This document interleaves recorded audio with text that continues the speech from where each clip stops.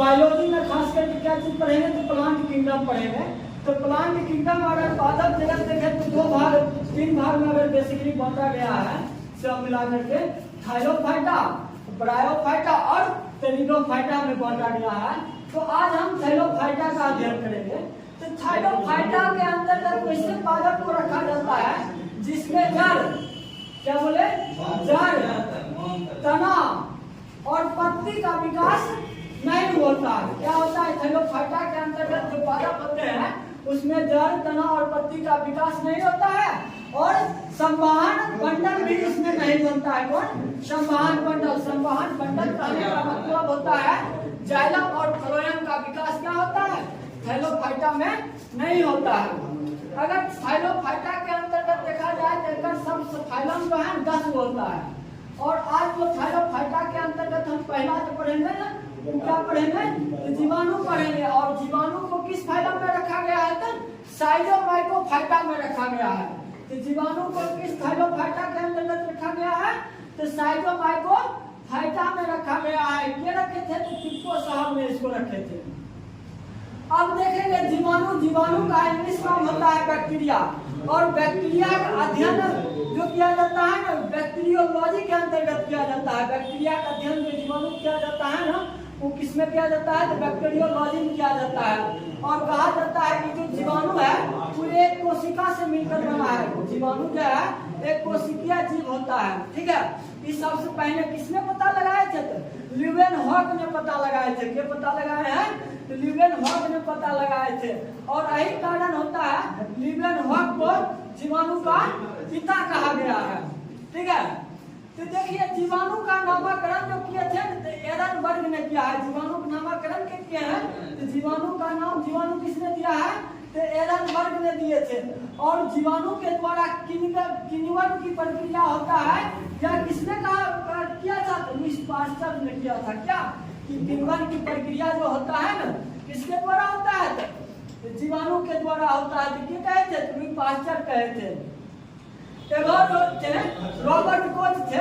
Robert Koch ने कहा था कि पशु में जो एंथ्रेक्स रोग होता है, इसमें पशु में जो एंथ्रेक्स रोग होता है, और मानव में टीबी और हैजा जो होता है, टीबी और हैजा, टीबी किसके कारण होता है, तो जीवाणु के कारण होता है। इसीलिए रॉबर्ट कोच को आधुनिक जीवाणु का जनक कहा जाता है। किनको, तो रॉबर्ट कोच को कहा जाता है।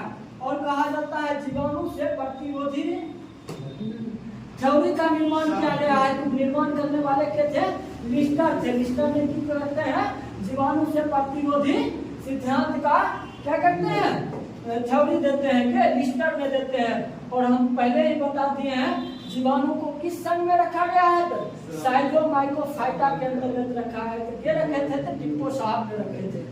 अब देखिए जीवाणु के लक्षण के बारे में जानते हैं। तो कहा जाता है जीवाणु जो होता है एक कोशिकीय होता है। जीवाणु कैसा होता है, तो एक कोशिकीय होता है और सरल जीव होता है। जैसे एक कोशिका होगा तो ऑटोमेटिक सरल होगा और सूक्ष्म होगा।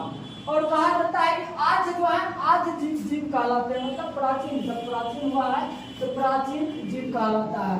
और कहा जाता है अगर दूसरा लक्षण की बात कहा जाए तो विश्वव्यापी होता है। जीवाणु क्या होता है, विश्वव्यापी या सर्वव्यापी होता है। कहने का अर्थ ये हुआ कि जल, थल, मतलब हर जगह मिलता है। जीवाणु कहाँ है, जल, थल, ऊपर नीचे जहाँ भी है सब जगह ये क्या होता है, जीवाणु मिलता है। और कहा जाता है जीवाणु को पादप में रखा गया है, इसलिए क्योंकि इसका जो कोशिका है, कोशिका भित्ति जो है ना, कोशिका भित्ति का निर्माण है, ठीक है। इनका जो सेल है वो जो किससे बना है, तो कोशिका भित्ति का बना है।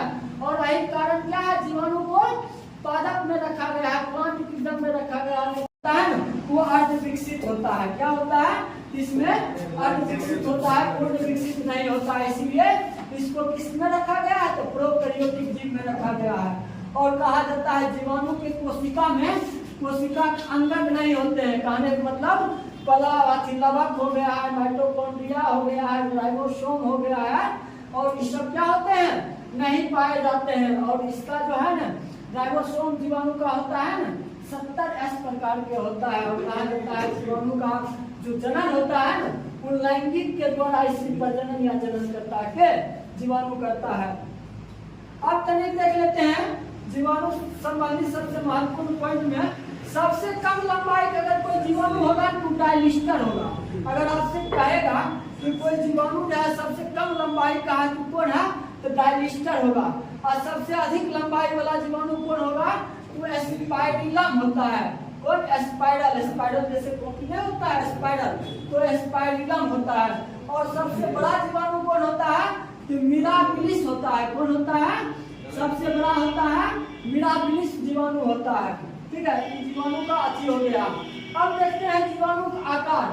अगर जीवाणु का आकार देखा जाए तो जीवाणु का आकार बहुत टाइप के होते हैं।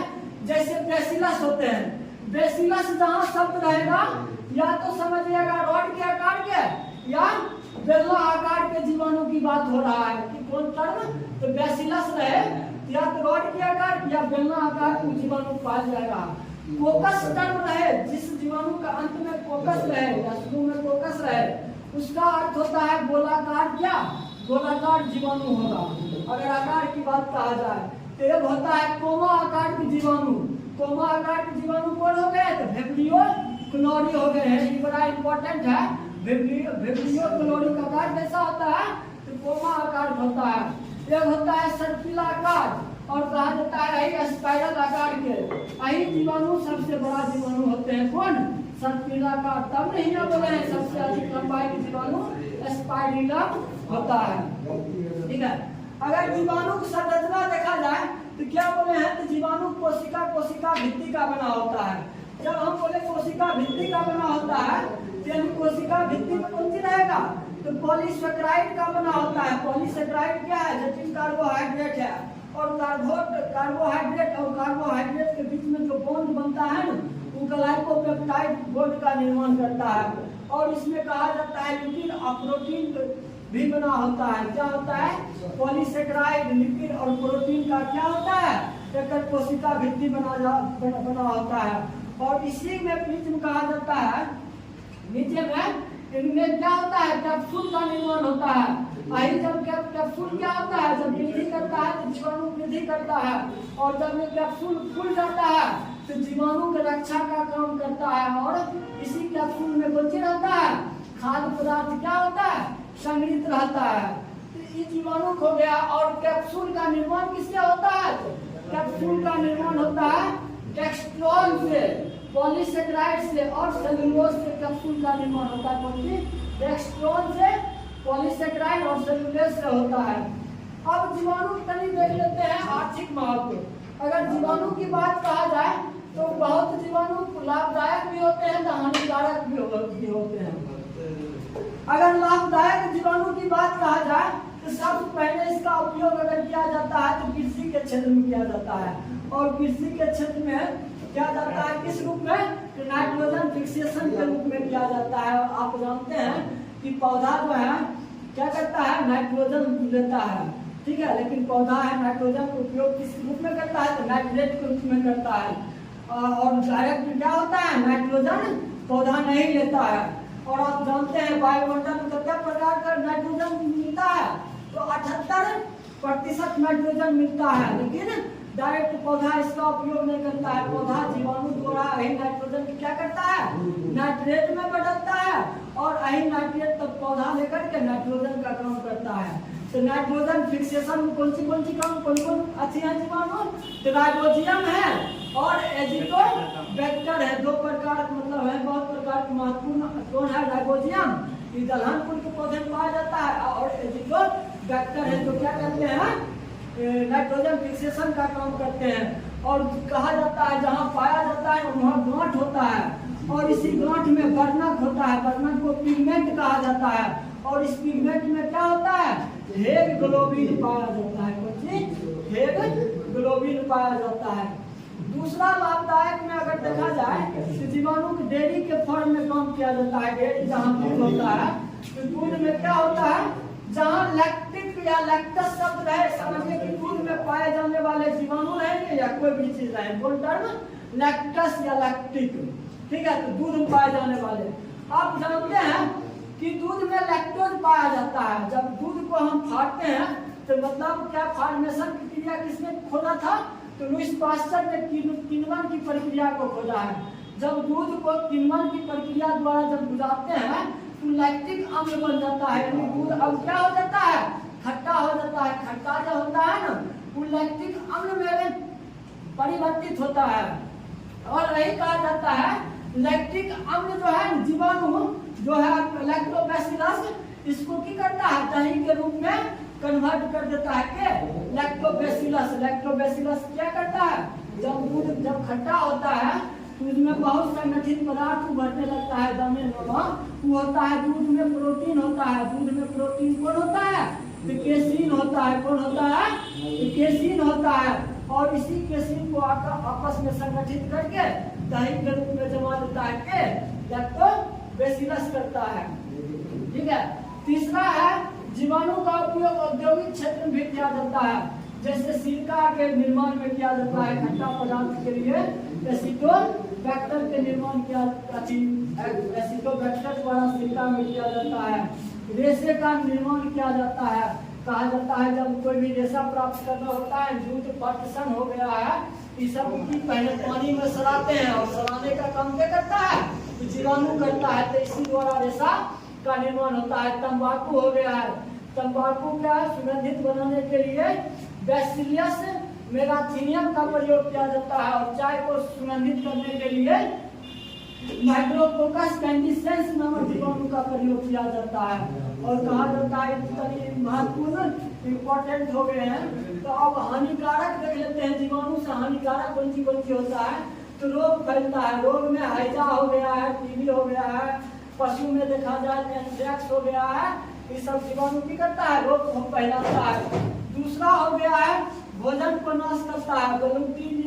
प्लूटीनियम नामक जो होता है जीवाणु की करता है? भोजन को नाश करता है। और कहता है कि कुछ जीवाणु ऐसे होते हैं जो भूमि की करते हैं, उर्वरकता शक्ति को कम करते हैं, जैसे विनाइट्रीकरण द्वारा क्या होता है? भूमि की उर्वरा शक्ति कम किया जाता है। कहा जाता है कुछ जो है लकड़ी भी उसको डैमेज करते हैं। ठीक है। तो ये हो गया है महत्वपूर्ण जीवाणु वाला पॉइंट खत्म हो गया है। ठीक।